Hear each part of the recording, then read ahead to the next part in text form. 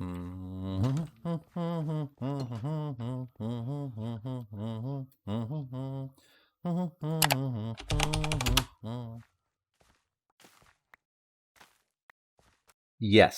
Yes, I can. Hey folks, I just wanted to stop for a minute and say that 80% of you are watching this without subscribing. If you're enjoying what I'm doing and you're getting some value out of this, I would really appreciate it if you could like, subscribe, and potentially hit the bell. If this is something that you're enjoying and you want to see every time I do a new episode, that would be awesome, and it would really help me out as well. So thanks a lot, and back to the episode. Ladies and gentlemen, boys and girls, and everyone in between, I am OverHugs, and I'd like to welcome you back to Building Bread. Thanks for choosing to join us on the adventure today. Today, we're in the Nether, and we're heading off to make a blaze farm at request. So I spent some time off camera to... Hello, Mr. Gast. I spent some time off camera to go and find a good location for it. Because while I do enjoy flying through the Nether, it's really not that much fun for you to be sitting around and watching me do it. So basically what I was looking for was I was looking for another fortress that has a double blaze spawner. And you can see this is it right here.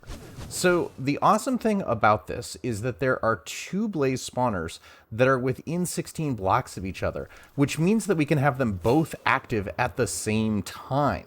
And the amazing thing about that is it will double our efficiency. But the thing that's even better is if you look, this is also at a crossroads. Crossroads are where you build wither skeleton farms. So basically we found something that will enable us to do two blaze farms and a wither skeleton farm all in the same location. This is kind of a jackpot. So because of that, this is going to be the location that we're going to build. Building a blaze farm is a little tricky because you can't just turn off the spawner like you can with other places, at least not as easily. Blazes will spawn anywhere where there is a light level of 11 or below. And that's fairly high. I mean, the highest light level is 15. And you can see what happened there is we got within the 16 blocks of the spawner, so it turned on and began spawning.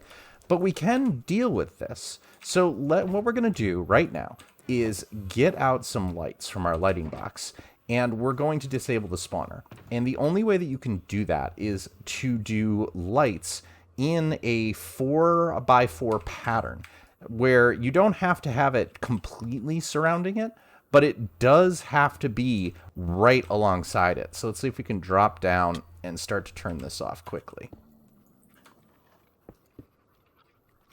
Because this is not the easiest, especially not with wither skeletons. Time to bail. Time to bail. Yeah, we way back in, I think it was episode 6, we had a lot of not fun with wither skeletons, so I'm still a little bit gun shy when it comes to them at this point in the game. Let me deal with this a bit off camera, and I'll come back when I've started placing more lights. Okay, we're going to do this a little differently than first assumption. So what I'm going to try and do here is actually come from the side and see if we can go through and just start eliminating, because there are a lot of mobs here. One of the reasons why this place is so good is because it's in a soul sand valley, which means that there is not a lot of other things that can spawn in the area. And also because of that, as you can see, we're getting a ton. There are a ton of wither skeletons. And realistically, that's going to make this a really good farm. So let's put down some lights and light up the general area. And we can be careful and cautious about this and start getting to the point of where we've lit up the area. But I can hear the skeletons coming, so we need to knock them down too. But like all mobs, once we get the light levels up high enough, they will stop spawning, and that will be a good thing. Also, what we're going to do is we're going to be intelligent, and we're going to put down our respawn anchor, because we are not making the same mistakes that we made before. Okay. Done. So you can see this is going to be a really good blaze farm by the time that we're done. Alright, you know what? Noob juice time. Let's not mess around.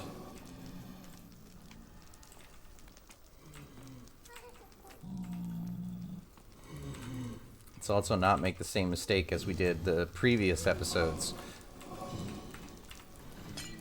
Okay, I just want you going.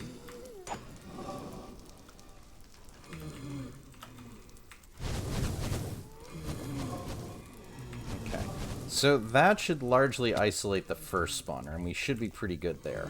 So, and you can see most stuff is not spawning here, so we just need to get the other spawner under control.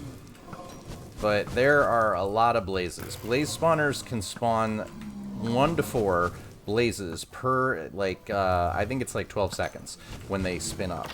So, but yeah, there's a lot here.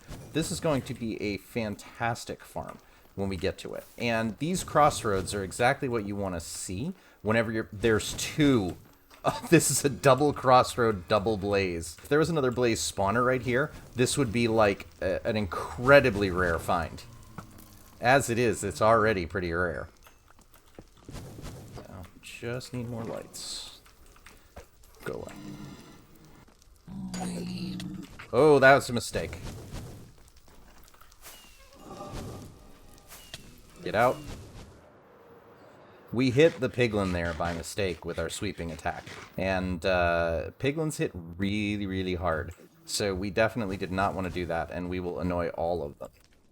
Okay, that was a little nerve-wracking. I noticed when I was looking back through the recording a little bit that I had my Lightmatica HUD up, which is one of the programs that I use in order to design things in creative and then pull them into the actual survival world. It just makes it a lot easier to build, as well as it gives me a material list. So that was what was going on in the bottom right-hand corner of my screen for the previous segment while I was panicking about being attacked by everything in the nether. So I'm just going through and doing some final lighting up right now. Hello, friend. What was that head? Nope. Thought that was a wither skeleton head, and I would have been a happy person. But no. So we're just going through and lighting this up a bit more to make sure that nothing will come and surprise us in the middle of our farm build. So, awesome. I think we're good. All right, so now that I've used stacks upon stacks upon stacks of sea lanterns, and you understand why I wanted to make the Guardian farm, so that we had tons of lighting. And I mean, of course, this could have been torches or glowstone or anything. It didn't have to be sea lanterns. It's just something I happen to have a lot of right now. But so this is the general idea of how you want to disconnect a blaze farm and stop it from spawning. You basically want to do a cross and then encircle it with a square like this. This design looks very familiar because it's exactly what we did with the farm when we were doing our gold farm. This is the same basic structure, but you have to go 4 blocks out. I generally go 5 just to make it safe. So 1, 2, 3, 4, and then 5. And you want to make sure that you're connecting it. So the 4 is the absolute minimum. Sometimes I do 5, sometimes in a panic, and I just spray them everywhere because reasons. So this is a double blaze spawner. Both of these are within 16 blocks of each other.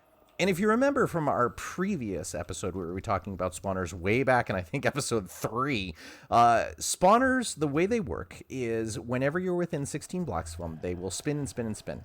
And whatever is inside it will spawn 1 to 3 entities, and it's irrelevant to the mob cap. So the mob cap could be completely full, and these would still keep on spawning.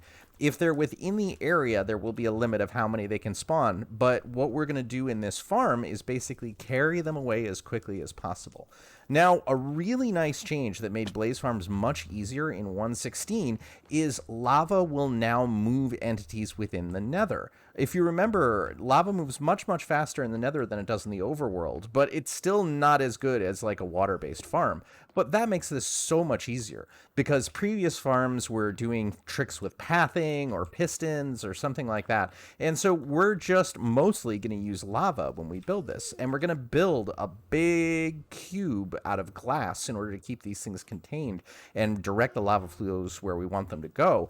But what we're also going to do is on the corners, I'm going to also use pistons. And the reason for that is I found some issues when I was designing this the first time. Anytime these guys had to go around a corner, they generally would get stuck and they'd clump up. So rather than me sitting here talking for ages and ages, why don't we take our super speed potion and get into a time lapse?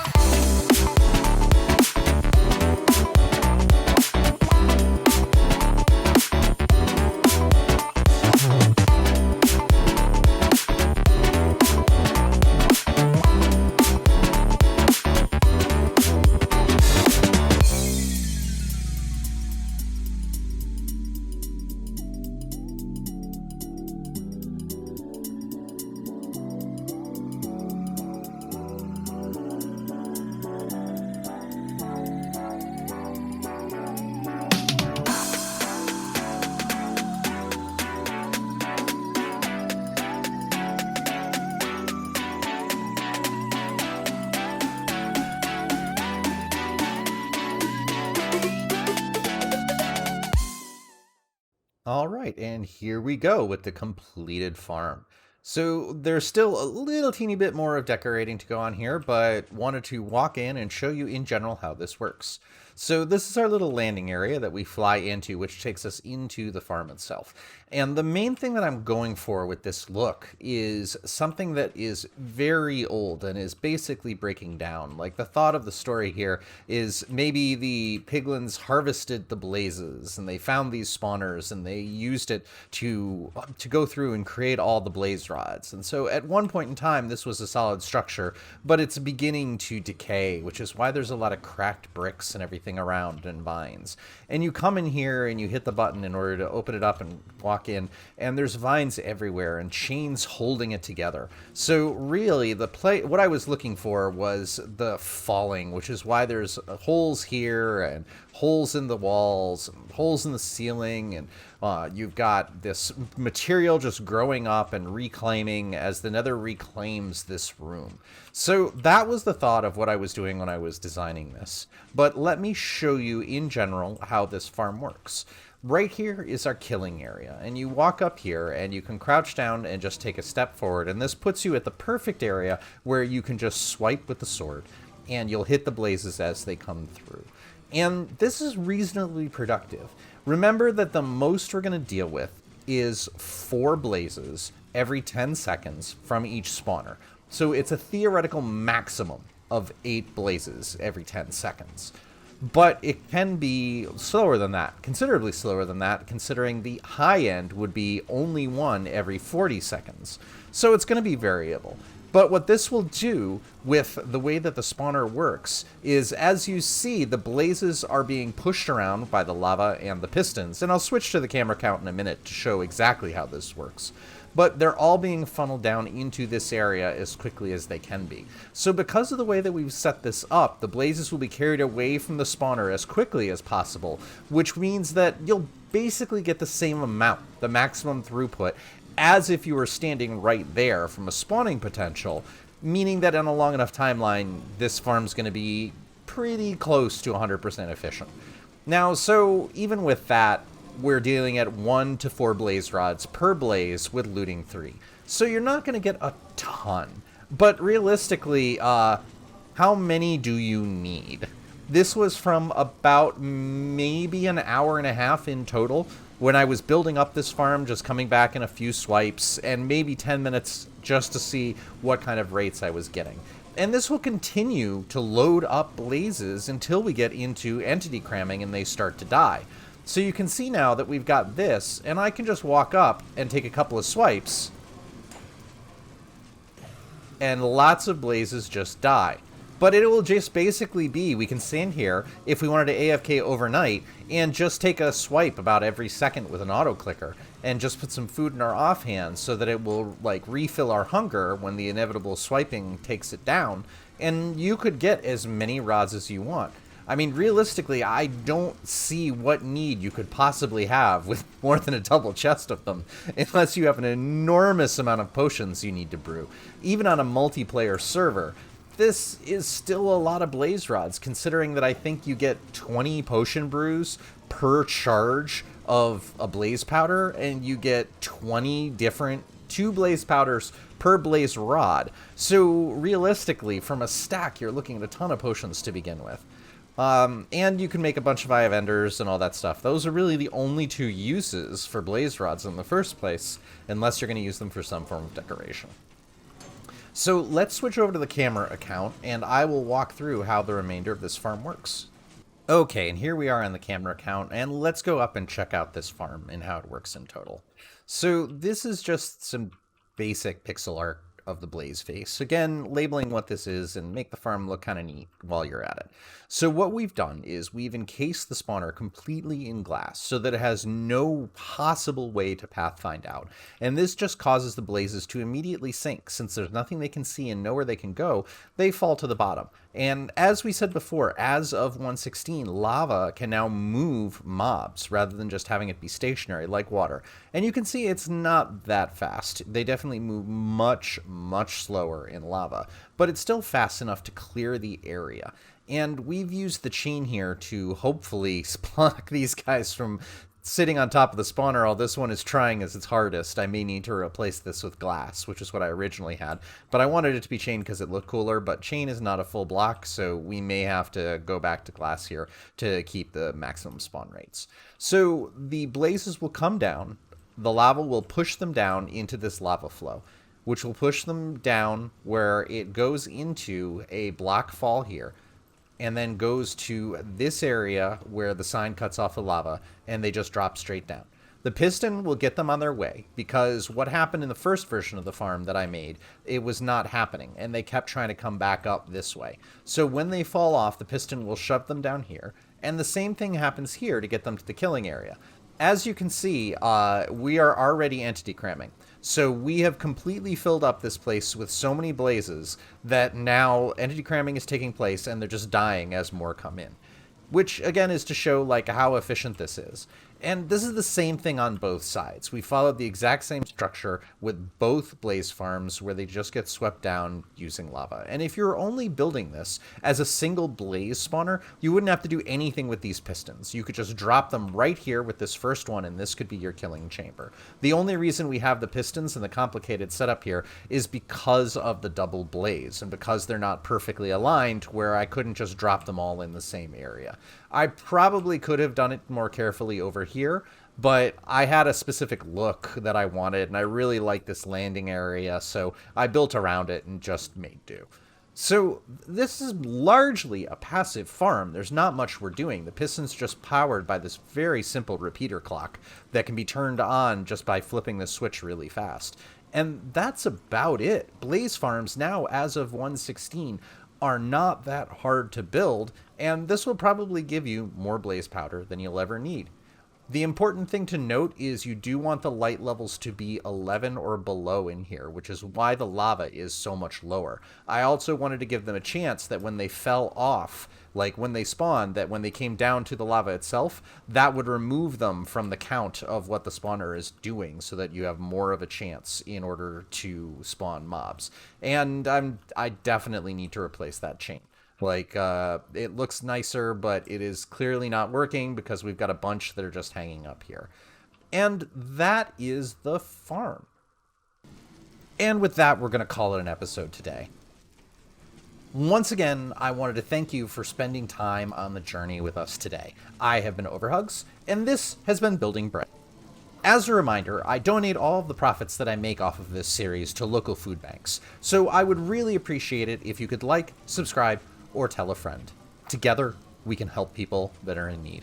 I hope you have the most wonderful of days, and I'll see you soon.